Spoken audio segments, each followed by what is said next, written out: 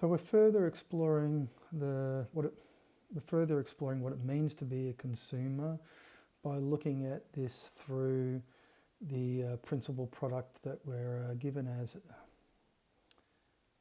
So if we're given as interchangeable economic units, we can look at the rates of return on our investment when we're given as such, and we can look at values or movements, say, that are occurring now in a completely different way, whereby we can frame it outside the way that they usually get framed in the dynamic or the dichotomy between left and right, and look at it always from, say, the yield that would be generated off the aspirations that have been, say, leveraged or been maximised through certain developments. So case in point.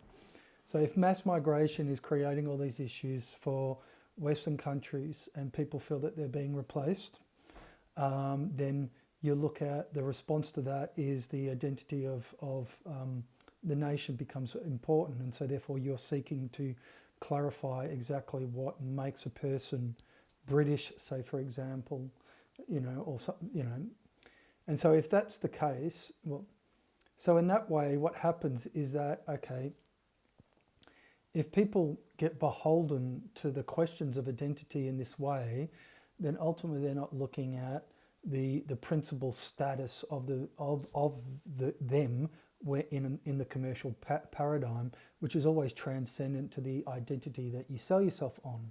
And so we can say that what happens with liberalism failing is that what it does is that it orientates a spiritual aspiration in a way that focuses it to a specific end that ultimately will maintain the paradigm, but with a slight nuance or a slight difference. And so we need to explore the way how that if you're the principal product of civilization, then ultimately these things are just to maximize what is a diminishing return on that investment. So we need to really explore it along these lines. And so the best way that we can understand this is that when you're looking, is to understand what, the diminishing returns in economics, the way how economics understands it, because we are a product, and so therefore it will refer it. We can orientate our understanding towards it, but it will differ slightly because we are a limit situation compared to other products. So if you, within economics, when you're looking at, say, marginal difference when it relates to the input of, say, a factor of production, then over a certain amount of an input, there is what they call a marginal rate of return. So if you are looking to maximize, say, yield beyond a certain input, you won't maximize the return on that. It will diminish. So the more that input is used, the less will generate. So there's a certain kind of inflection point when you're looking at the production of, say, goods where this occurs. Okay, so it means it diminishes over time beyond a certain threshold. But how does that differ, or how can we relate that to the consumer when you as a principal product, well, time's given to you as the economic good you presuppose it to be, and that is a limit situation, because you cannot add more time when there's a totalizing claim that has been made on it. So we won't recognise that values, the way how values are given, is what it seeks to maximise or to generate what will be a diminishing return, and so therefore through the way how values gets promulgated, let's say, it generates a diminishing return on the form of life. So because we don't question the form of life is transcendent to the way how values are given, this is the issue, as I've stated prior. So let's say, for instance, how can we say this? So we can look at it in two different ways. We can look at it actually in both left and right. So what you've got on the one hand when it relates to, say, the left or social justice, let's say, or wokeism, how does that relate to what we just talked about, that there is a diminishing return unbeknownst to people. You've got to think that this investment in identity, the value of identity, you have to look at it along these lines. There's a value associated with it. Otherwise, identity wouldn't be this thing that people kind of talk about at length. So there's obviously has to be a value associated with it. But if that value is essentially within the paradigm where that value is claimed, well then how much value is there? Can it obviously only just add value to that buyer's journey? And that's ultimately what we need to explore. So if you think of value, so the value of equality or equity, so the whole paradigm of diversity, equity and inclusion, these are spiritual, these are values. But yet through being invested in these, the question of the consumer obviously is concealed when you're looking at the way how that you can implement something along those lines. And so therefore you can leverage people's aspirations to feel that they're doing something in the world. They are contributing to some kind of change. They're making it a more equitable, but the equity that say that they would seek is always in reference to something that they don't question, and they don't realize that by being sold on justice, all right, this is because it's always a question of justice in this case, that you're not questioning the primary injustice when you acquit yourself of a claim that's made on time and you don't recognize that you are beholden to the spiritualization of time and the fact that you've immanentized a transcendental truth claim. You won't recognize that that is an injustice, and you acquit yourself of that injustice so you can invest in the question of justice that relates to the sociality of the paradigm without questioning the relationality of it. And so that enables people to be sold on the virtue of what they hold out for themselves without questioning it significantly right down to the existential basis of your status. That has nothing to do with marginal identity per se. It doesn't matter whether it's a marginal identity that the left always champions or it's the identity of the majoritarian, let's say.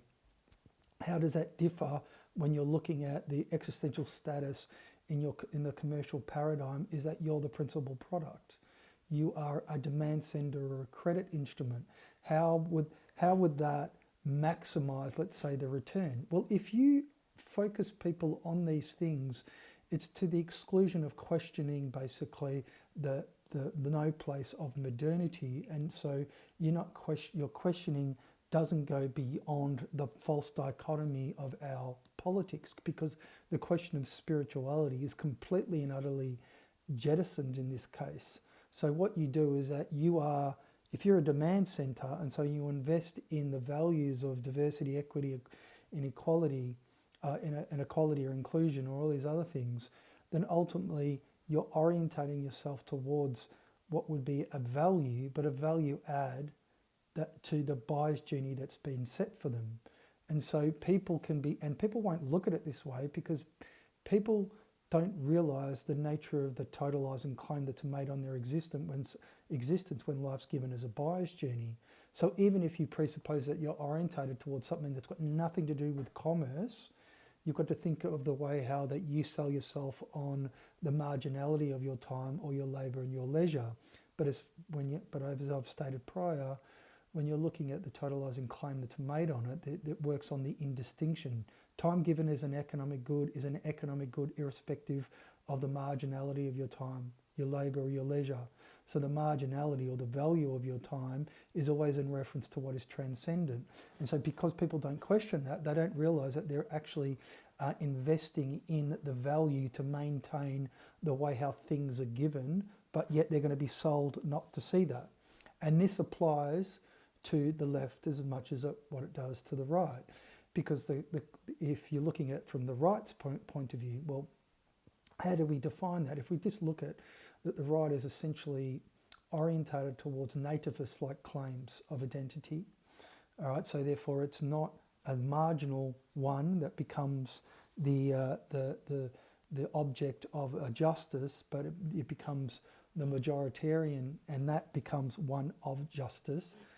Once again, if you're orientated towards your identity as through your ethnicity, and yet that what is transcendent to your ethnicity is the commercial paradigm that does not differ from one place to another, then obviously that identity is in reference to the marginality or the value of that identity. But if there's a totalizing claim that claims any identity, it can be maximized to maintain the way how things are given. And how are they given? Well, they're given as commercial, you're given as a product. So what happens is that gets sold, so therefore you can be orientated towards a movement, but not question what you outsource, not question the status of the self when it's given as marginal, what it's held in reference to, but then but because you invest the self in the identity that you say are.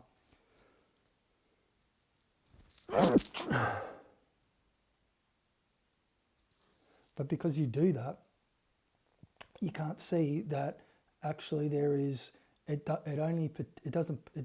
might potentialize more cohesion, but that cohesion is in reference to the rivalrous dynamic that you don't acknowledge when the pricing mechanism clears the means of your production or the form of life of the consumer, and how each time you buy, you are clearing the preeminence of your time through the value that you associate with it, and so you bind yourself together in a form of collectivism. So that form of collectivism of the nation, in inverted commas,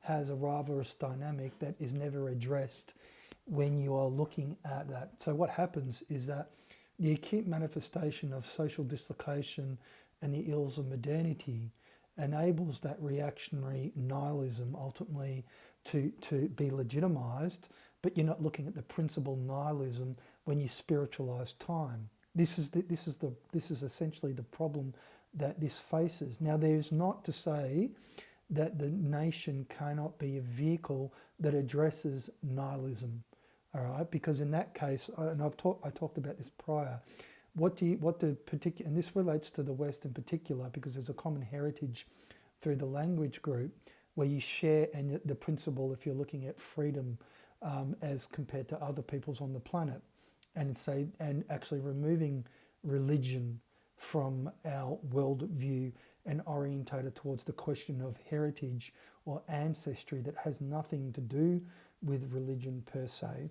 It's got to do with the fact that if you are orientated towards life, can you do justice to being born?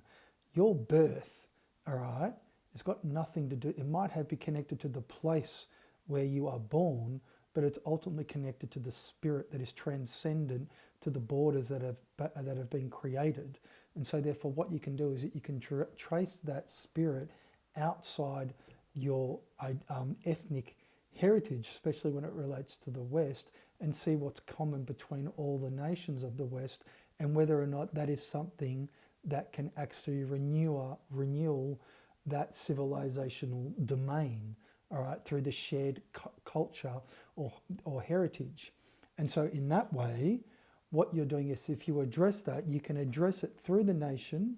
So it doesn't matter where you are within the West, you can address it in the same way. But what you're doing is that there's a common thread that runs through them, and through those threads you weave the fates. You weave the fates into a destiny, and so that destiny is what the people share. Now, if you can't look at it that way, then you won't see that these forms of movement, left or right, are just value adds. Right? You're still not addressing that you're the principal product of the commercial paradigm, and that you legitimize the use of a credit you are not the originator of. And so in that way, you sanction that rivalrous dynamic. You're not elevating the spirit beyond the cooperation that we feel that we're cooperating on some kind of end. What's that great, say, work that Nietzsche kind of maybe talked about, the goal? What is the goal? If you don't have a goal, then what are you doing? You're still an economic agent. You're still orientated towards life as a compensatory exercise. You're still not doing justice to your birth, because you become twice born through the use of a credit you are not the originator of. And our ancestors basically did not legitimize the usurping animating principle through basically legitimizing marketing a credit that animates our lives. You have to look at it that way. If you can't see outside the paradigm, and you won't see the way how that there's an opportunity cost to your actions.